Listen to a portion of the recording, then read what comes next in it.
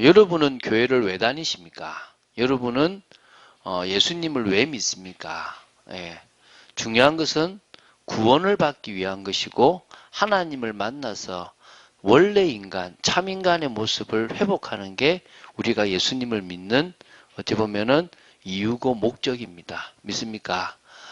사단은 자꾸 육신적인 것, 세상적인 것을 자꾸 보게 하는데 우리는 신앙생활 하는 중에 하나님의 영적인 비밀부터 알아가고 무엇보다도 언약이라는 것을 알아가는 게 중요합니다. 하나님은 구약, 신약, 언약을 주셨습니다.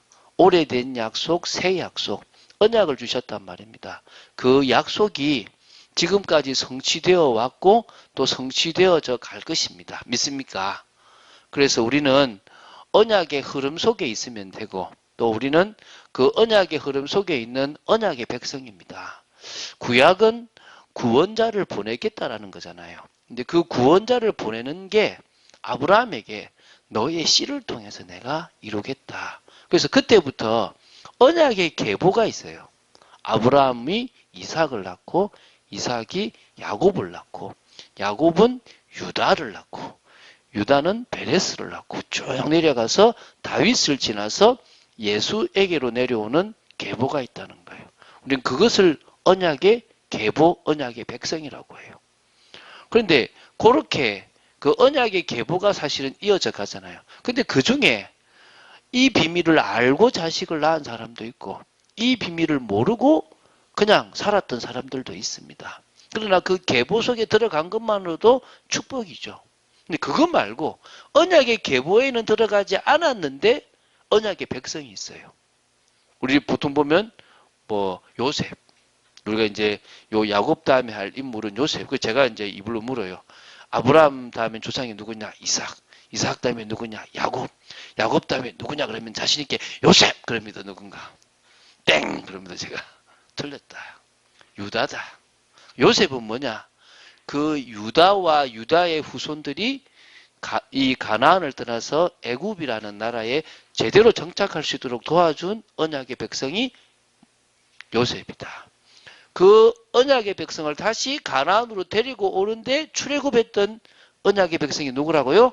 모세. 또 그 언약의 백성을 가나안의 땅 정복해서 언약의 계보가 살아갈 수 있도록 만들어준 또 지도자가 누구다? 여호수아. 여기는 언약의 계보에는 들어가 있지 않지만 언약의 백성이라고 얘기하는 겁니다. 왜죠? 언약과 통하는 인생을 살았다는 거예요. 언약과 연결된 인생을 살았다는 거예요. 그래서 우리는 지금 언약의 계보도 보고 언약의 흐름을 보는 중에 언약의 백성으로 들어가면 됩니다. 그럼 지금은 언약의 백성은 조금 다른 개념이지만 구약의 인물들을 쭉 나갈 때 우리는 그 사람들을 누구를 보냐면 언약의 백성들을 보는 거예요. 언약과 통했던 사람들, 언약과 맞았던 사람들을 쭉 봐나갈 거라니까요. 그래서 여러분들이 그 인물 볼 때, 이 사람들이 언약의 계보에 들어간 언약의 백성들이구나를 여러분이 알 수 있으면 제대로 본 겁니다. 할렐루야. 자, 그러는 중에 지금 이 언약의 계보 중에서 중요한 역할을 감당하는 인물이 누구냐면 이 야곱이에요. 자기는 몰랐다는 거죠. 자기는 몰랐지만 하나님은 이 야곱을 향한 분명한 계획을 갖고 계셨던 거예요. 여러분은 모르는데 여러분은 중요한 거예요. 나는 그냥 먹고 살면 된다 생각하잖아요. 근데 그게 안 맞아서 어려움이 오는 거예요. 여러분은 그냥 잘 살면 된다 생각하잖아요. 근데 계속 이 야곱같이 가정에서 어려움 오고 일에서 어려움 오고 내 개인적으로 어려움이 오고 갈등이 오는 거예요. 빨리 오늘 이 야곱을 통해서 여러분들을 향한 계획을 발견하시기 바랍니다. 뭐 제가 이제 좀 갑자기 제가 목사가 됐잖아요. 그럼 제가 이게 목회로 부름 받기 전에 저희 아내와 사귀었거든요. 그럼 저희 아내가 제가 목사가 되지 않을 거라 하고 자고 사귄 거 아닙니까? 그럼 어느 날 갑자기 제가 목사로 이렇게 부름을 받으면 저희 아내가 뭐가 되는 겁니까? 사모가 되잖아요. 저희 아내가 당황을 하더라고요. 당황을 하고 내가 왜 목사 부인이 돼야 되냐, 사모가 돼야 되냐. 그래서 나하고 결혼을요 이렇게 진지하게 고민을 하더라고요. 그 처음엔 되게 섭섭한 거예요. 근데 지날수록 제가 이해가 돼요. 왜 이해가 되냐면 내가 소명받았지 아내가 소명받은 건 아니잖아요. 근데 그 다음에 또 이해가 안 되는 거예요. 또 왜 안 되냐면 그래 나와 상관없이 하나님이 우리 아내를 삼으로 부르신 건데 단지 그걸 우리 아내가 몰랐을 뿐일 건데 이 말이 이해되십니까?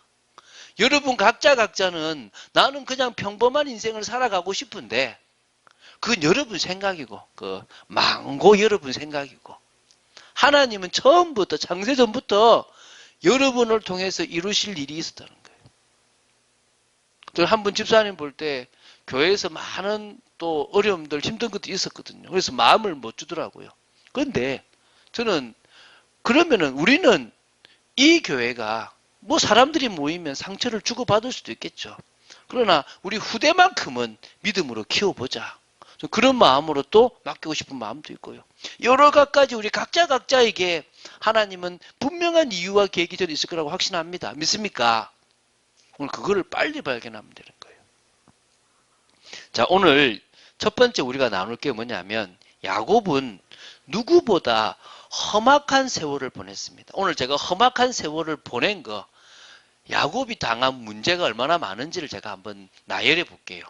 그래서 지금 기점을 이렇게 보는 겁니다. 야복 강가에서 이스라엘로 이름이 바뀐 갱신하기 이전에는 어떤 어려움을 당했고 또 뭐요?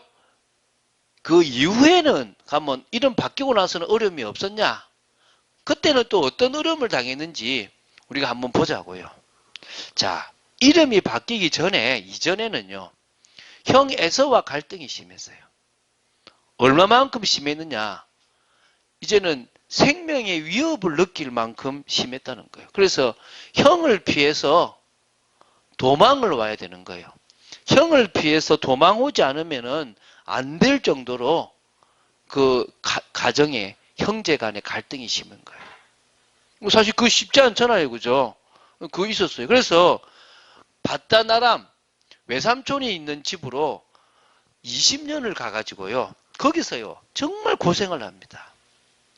그런데 이게 20년이 지나도 해결이 안 되는 거예요. 다시 20년 만에 우리 그 지난주 봤잖아요. 돌아오는데 에서가 400명을 데리고 온다는 거예요. 얼마나 두렵겠습니까? 죽겠구나. 야복 강가에서요. 이 허벅지 관절의 둔부가 이렇게 어긋나서 문제가 올 정도로 기도를 한 거예요. 한마디로요. 이것 때문에 장애가 생긴 거예요. 다리를 절게 되는 장애가 생긴 거예요. 이 정도로 사실은 갈등이 심했던 거예요. 또 그 20년에 그러면은 형을 떠나서 사는 20년은 편했냐? 그러지 않았다는 거예요. 형을 떠나서 사는 그 20년의 세월은요. 자신이 에서를 속였던 것처럼 자신은 또 속임을 당하는 겁니다. 누구한테요? 외삼촌으로부터. 계속 자기 월급을요. 10번이나 품삯을 10번이나 제대로 받지 못할 만큼 문제가 생기는 거예요. 이게 지금요. 참 힘든 인생인 거예요. 그래도 믿었던 외삼촌인데 사기를 당하는 거죠. 한마디로. 근데 그 정도가 아니라 그 20년 동안의 삶이요. 뭐 7년이야 님을 바라보고 살았다 하지만은 7년 빼고 그 지금 13년이란 이 세월은요. 얼마만큼 힘들었냐.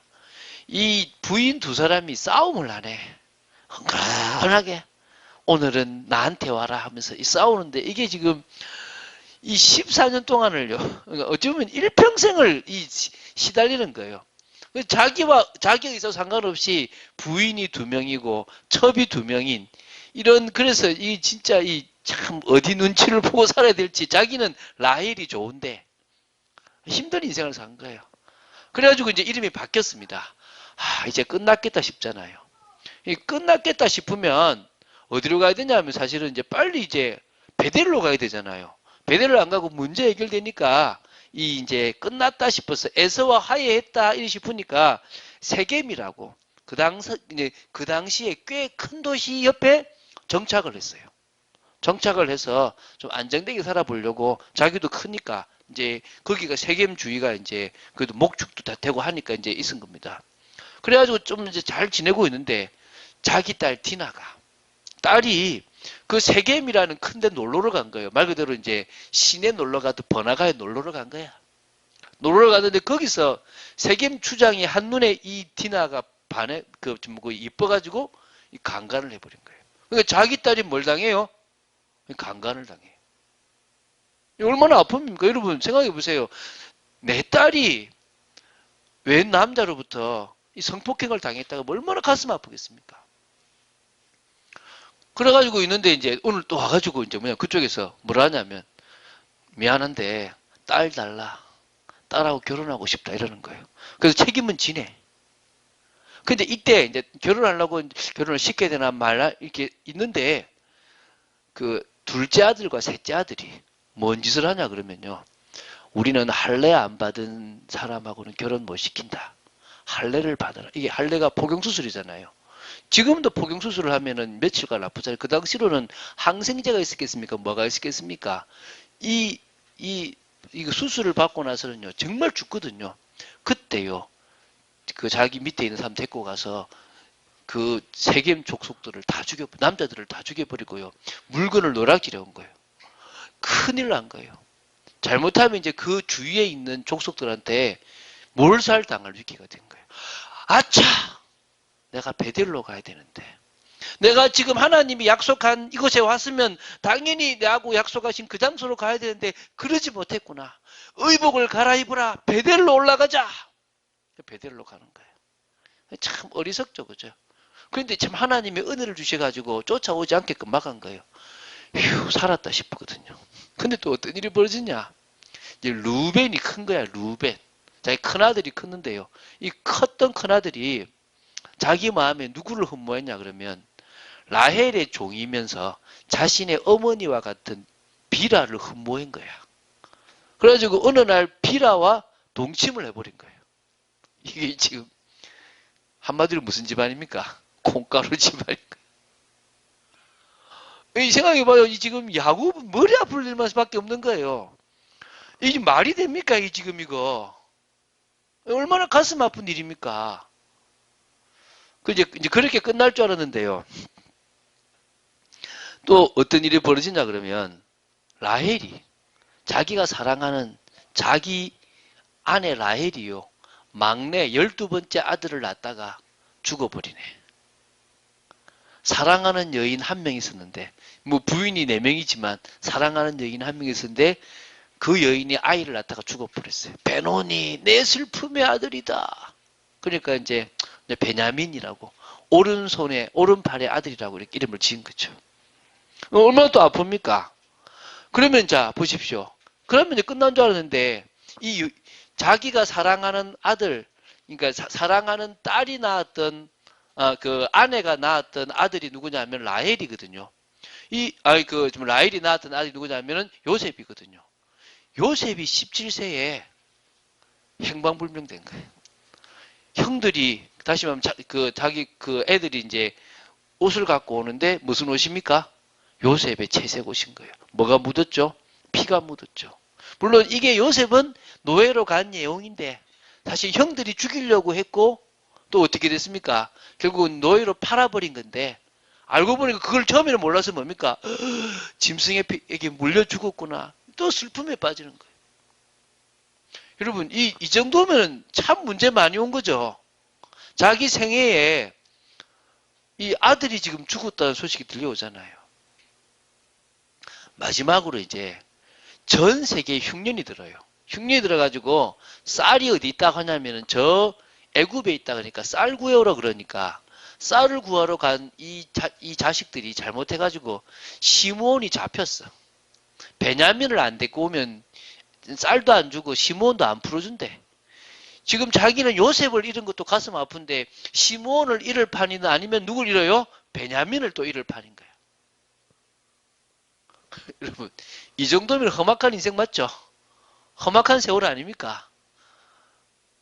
저희 아버지가 98년도 8월에 돌아가셨어요. 사고로. 그리고 저희 큰 숙모가 12월 거의 말에 좀 돌아가셨어요.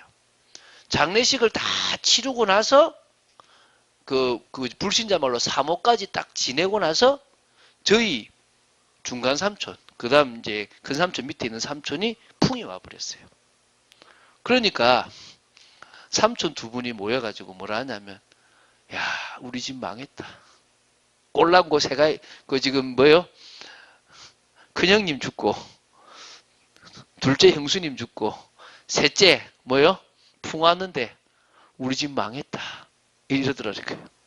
사실 저희들은 그때 복음으로 완전 바뀌어서 저주와 재앙이 끊어졌는데, 보통 그렇게 한 해에 3명이나 이런 일이 생길 수 있냐? 우시더라고, 두 분이. 야곱의 인생이요. 파란만장한 인생입니다. 얼마나 지금 힘든 인생입니까? 오늘 여러분 제가 지금 쭉 이거 나열을 했잖아요. 이야기를 지금 들었습니다. 근데 이게 지금요. 야곱의 지금 언제부터냐면 34장부터 시작해가지고 45장까지 인생입니다. 되게 오랫동안 이 야곱이 힘들었던 거죠. 자, 그러면 야곱이 이런 험악한 세월을 보낸 이유가 뭐냐?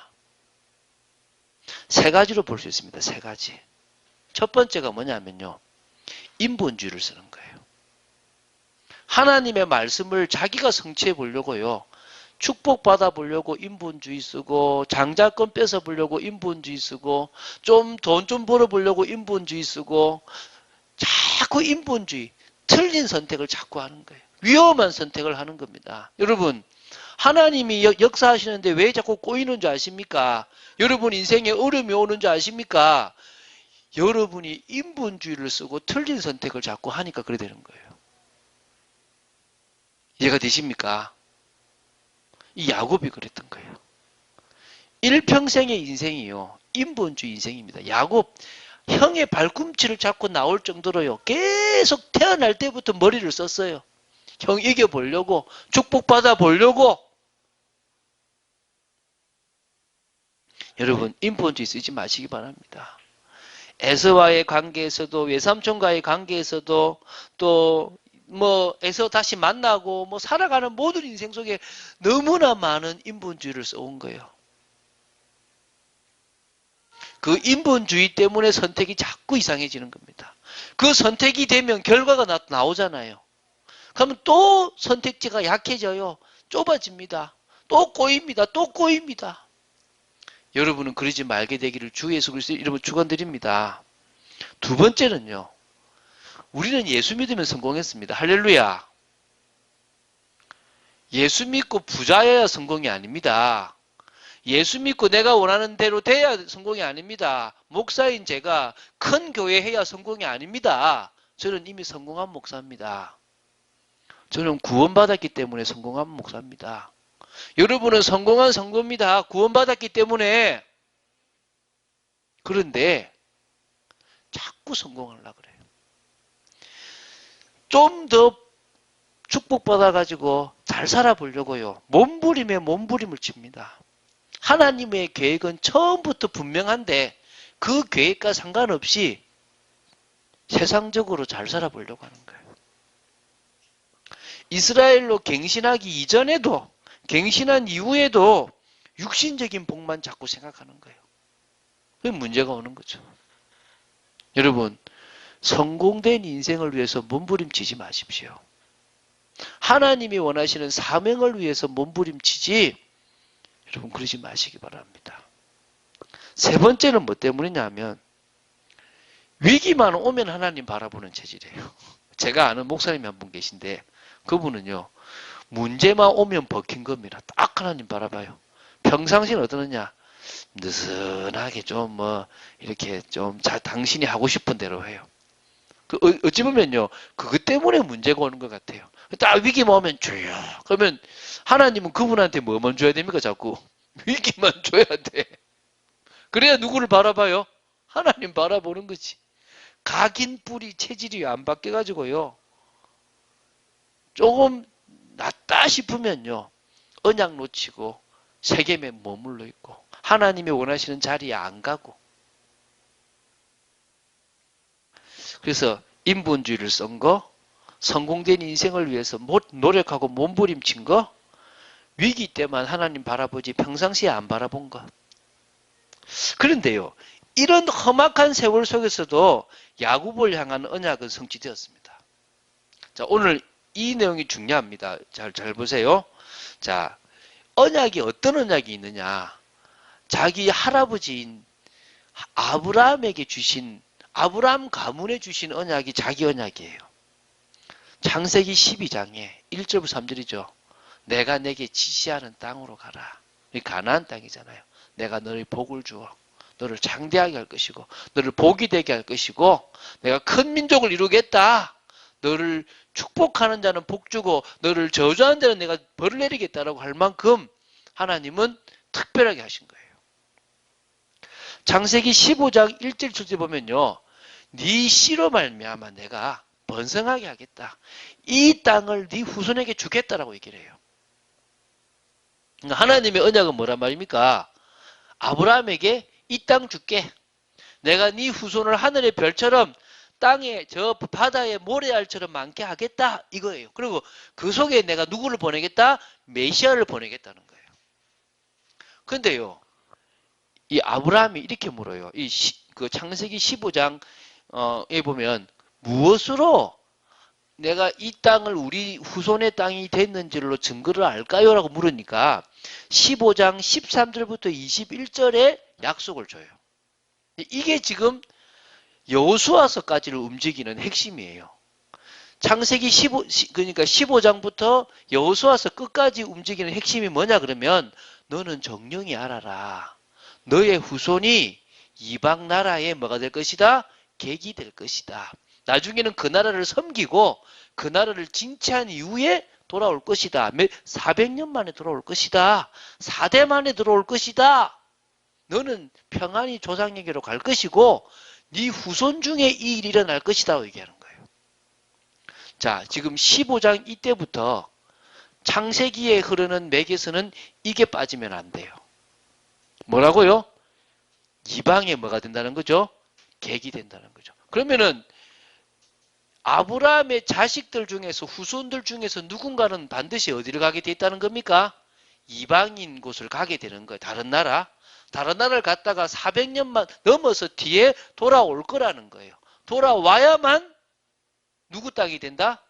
이 가나안 땅이 후손의 땅이 된다는 거예요. 그러니까 그 후손의 땅이 되기 위해서는 반드시 뭐가 일어나야 된다는 거죠? 이 일이 일어나야 되는 거예요. 이해가 되시죠? 지금 이 창세기 15장 13절부터 21절까지의 언약을 붙이지 마세요. 왜냐하면 이 언약을 가지고 여호수아 갈렙까지 갈 거예요. 그 뒤로도 이 언약이 성취됐다는 얘기를 할 거라는 거예요. 자, 그러면은요, 언약 속에 있었던 야곱이에요. 창세기 25장 23절에 보면요, 리브가한테 얘기해요. 야, 네 속에 두 국민이 있다. 네 뱃속에 두 민족이 있다.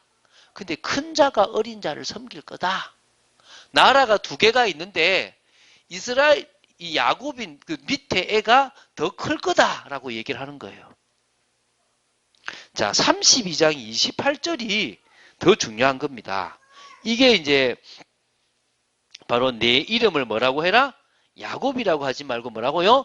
이스라엘이라고 해라. 이제 이스라엘이라는 이름을 주세요. 하나님과 및 사람과 겨루어 뭐 했다는 거죠? 이겼다라는 야복과 함께 주시는 언약이에요.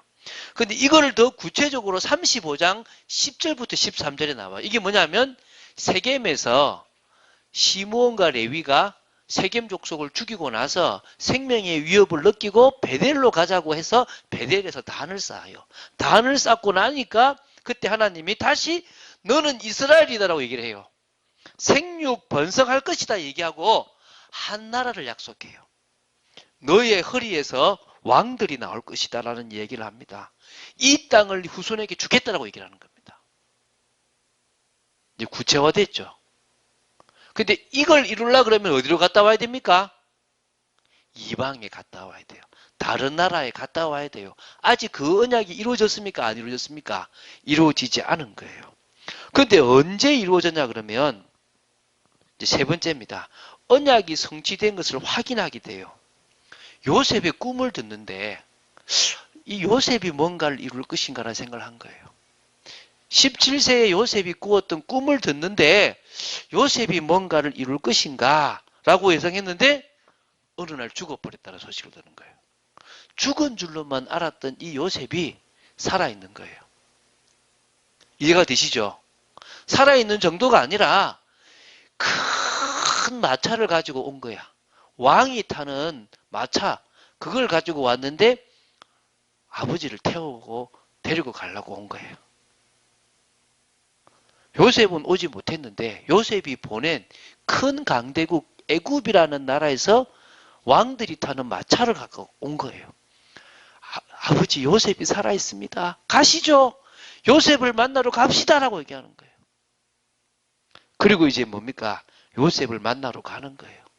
가서 이제 부탁을 받아요. 그러니까 바로를 만나기 전에 아버지 그 언약이 성취돼서 이곳에 왔습니다. 그래서 우리는 목축업이라고 이야기를 하십시오. 이야기를 하고 고센 땅을 달라고 얘기를 해야 됩니다. 이 부탁을 하고 이제 야곱이 누구를 만납니까? 바로를 만납니다. 네 나이가 몇 살이냐? 예, 제가 젊은데 130인데 고생을 많이 해서 늙었습니다. 이러고 있는 거예요. 험악한 세월을 보냈습니다. 여러분, 야곱이 한 게 뭐 있습니까? 머리 쓴 것밖에 없어. 그런데 야곱의 때에 할아버지에게 주신 언약이 성취되고 있는 거예요. 이 이야기를 이제 다음 주부터 누구를 통해서 볼 거라고요? 요셉을 통해서 볼 거라는 거예요. 자, 지금 여러분, 지금 제가 성경 인물을 하나의 관점으로 계속 보고 있습니다. 뭐죠? 언약. 오실 메시아. 근데 그 오실 메시아가 올 땅이 어디다? 가나안 땅. 누구의 후손으로 온다? 아브라함의 후손으로. 또 누구의 후손으로? 다윗의 후손으로. 그 이야기를 쭉 풀어갈 거라는 거예요. 거기에 지금 누구다? 야곱이라는 사람은 민족, 다시 말하면 나라의 시조가 되는 거예요.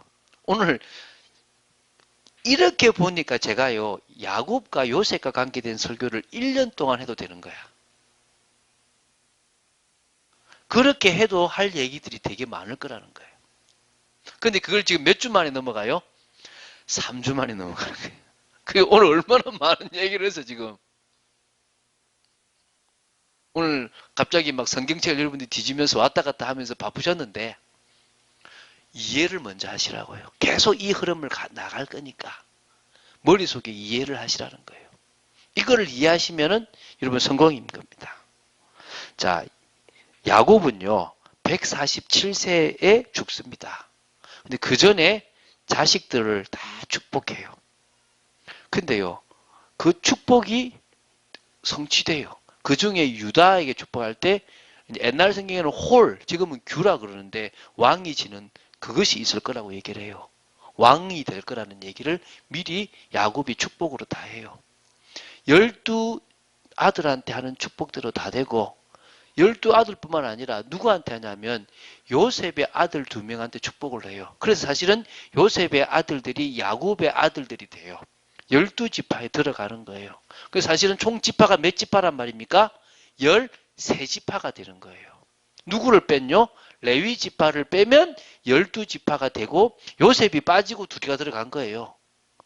이 얘기가 이제 진행될 거라는 거예요. 그래서 지금 뒤늦게 자기는 언약을 뭐요? 확인한 거예요. 성취된 거를. 그럼 여러분이 막 열심히 살아도 지나고 나면 여러분은 언약 안에 있습니다. 할렐루야. 굳이 그렇게 힘들게 살 필요 있겠습니까? 솔직히 한번 해봅시다. 야곱이 그 아버지 축복을 가로채지 않았다면 축복 못 받았을까요? 다시 말하면 이삭이 에서를 축복하려고 하는데 가만히 놔뒀으면 자기는 축복 못 받았을까요? 아니잖아요. 맞습니까? 어떤 의미에서 야곱이 형을 피하여 도망가지 않았다면 죽었을까요? 죽었을까요? 저는 안 죽는다고 봅니다. 물론 가야 될 이유가 바다나람에 있는 외삼촌의 자식들과 결혼을 해야 되니까 가야 됐지만 어떤 의미에서는요. 머리 쓰지 않아도 됩니다. 할렐루야. 야포 강가에서 막 간절히 기도 안 해도 사실은 야곱은 에사한테 안 죽습니다. 왜? 야곱을 통해서 이루시고자 하는 언약을 이루실 겁니다. 내가 너를 통해서 이루고자 한 것을 이루기까지 너를 떠나지 않겠다라고 약속하셨습니다. 베델에서. 할렐루야. 그 약속 그대로 베델로 오게 하셨습니다. 그 약속 그대로 애굽에 가게 하신 겁니다. 이게 하나님이에요. 여러분이 인본주의를 써도 가고 쓰지 않아도 가는가 이거. 자, 결론 맺겠습니다. 자, 우리는 언약 성취 속에 있는 복된 인생입니다. 믿습니까? 언약이 사실화되기 위해서 이런 말씀 속으로 들어가는 거예요. 왜 말씀 보는지 아십니까? 나를 향하는 언약이 구체적으로 뭐고 그것이 내 삶 속에 어떻게 성취되어져 가는가를 확인하려면 말씀을 봐야 되는 거예요. 예수 그리스도께서 이루신 풍성하고 완전한 구원이 에베소서 2장에 잘 나오거든요. 그 구원에 대해서 우리는 알기 위해서 우리는 뭘 들어간 겁니까? 말씀 속으로 들어가는 겁니다. 하나님 자녀의 영원한 복을 사실적으로 누리기 위해서 우리는 뭐합니까? 말씀 속으로 들어가는 겁니다. 약속해 주셨거든요. 자녀가 되면 자녀의 권세, 구원받은 자 주시는 권세를 허락하신다고 약속하셨습니다. 할렐루야. 여러분 그리스도를 자꾸 알아가세요. 그거 알아가면 돼요. 두 번째, 천국 복음이 모든 민족에게 증거되어야 마태복음 24장 14절 끝이 와요. 그전에는 끝 안 옵니다. 지구가 망할 것 같아도 안 망합니다. 할렐루야. 오늘도 해가 왜 뜨는 줄 아세요? 오늘은 해 안 떴구나.